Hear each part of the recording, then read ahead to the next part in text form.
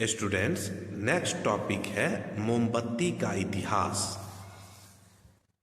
इसमें साइंटिस्ट का नाम आता है माइकल फैराडे। माइकल फैराडे ने विद्युत के क्षेत्र में काफ़ी काम किया है। 1860 में 1860 ईस्वी में उन्होंने लोगों को मोमबत्ती का इतिहास बताया। क्या है मोमबत्ती का इतिहास? मोम एक ईंधन है, फ्यूल है, यानी ऊर्जा का एक रूप है, सोर्स ऑफ एनर्जी है। यह एक हाइड्रोकार्बन है। हाइड्रोकार्बन ऐसे यौगिक को बोलते हैं जो हाइड्रोजन और कार्बन को मिलाने से बनता है। मोम को मधुमक्खी के छत्ते से भी निकाला जाता है। इसमें एक बत्ती लगी होती है और चारों तरफ मोम से घिरी होती है, इसलिए इसका नाम पड़ गया मोमबत्ती। बत्ती पर भी थोड़ी मोम लगी होती है जिसे जलाई जाती है। बत्ती जब जलने लगती है तो इसके आसपास नीचे वाला मोम पिघलने लगती है। पिघली मोम धागे की सहायता से ऊपर चढ़ती है और गर्म होकर हाइड्रोजन और कार्बन देती है। हाइड्रोजन सुनहली ज्वाला के साथ जलकर जलवाष्प मतलब वाटर वेपर बनाता है। यह कार्बन को भी जलाता है। कार्बन का कुछ भाग बच भी जाता है जो कि ज्वाला के बाहरी भाग में जलता है।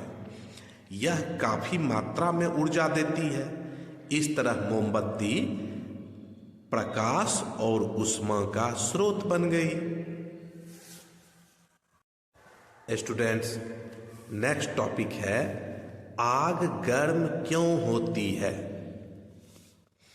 इसका उत्तर है जब किसी ईंधन को जलाते हैं तो कार्बन डाइऑक्साइड और जलवाष्प बनता है।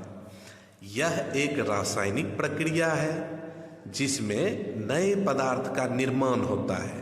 नया पदार्थ कौन सा हुआ? कार्बन डाइऑक्साइड और जलवाष्प।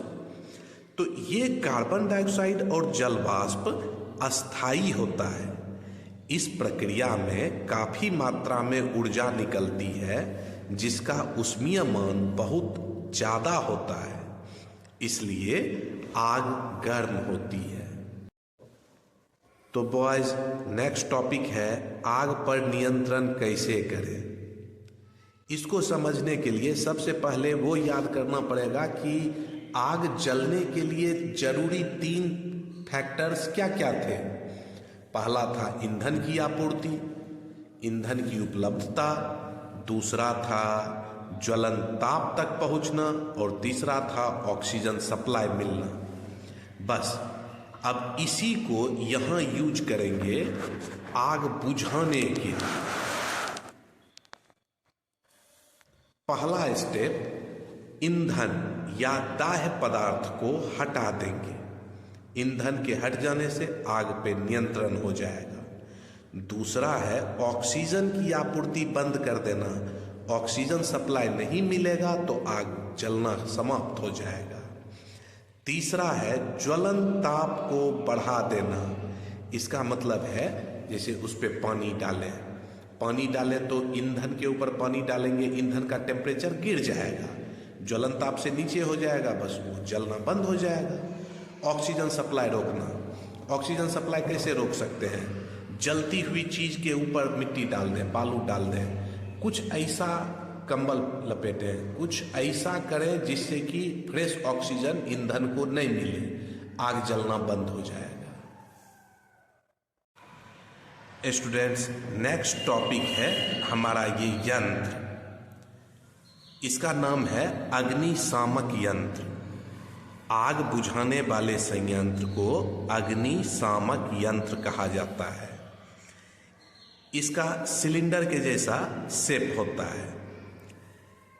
इसमें कार्बन डाइऑक्साइड गैस उच्च दाब पर भरी होती है।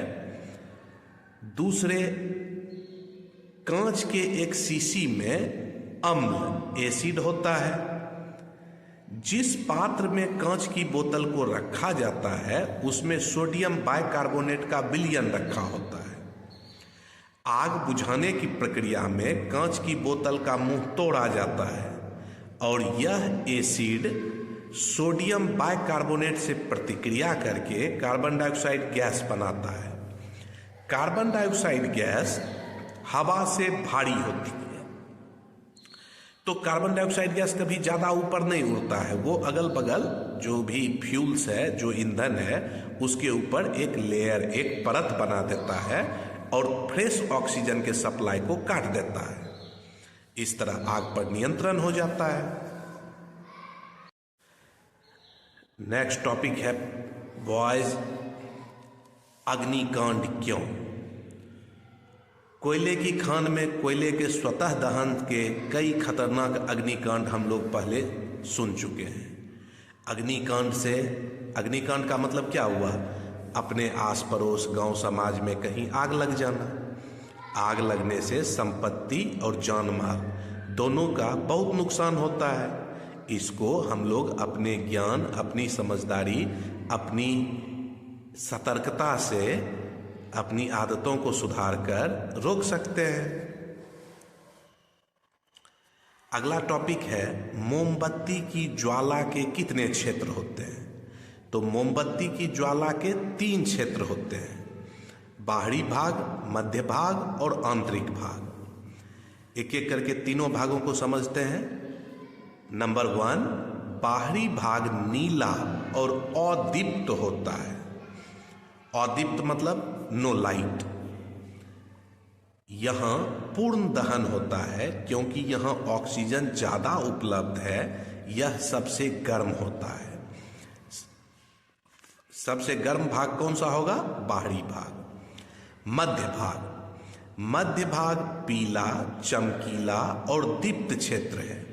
यहाँ कुछ कार्बन के कण भी होते हैं। ये गर्म होकर वाष्पित हो जाते हैं और चमकने लगते हैं।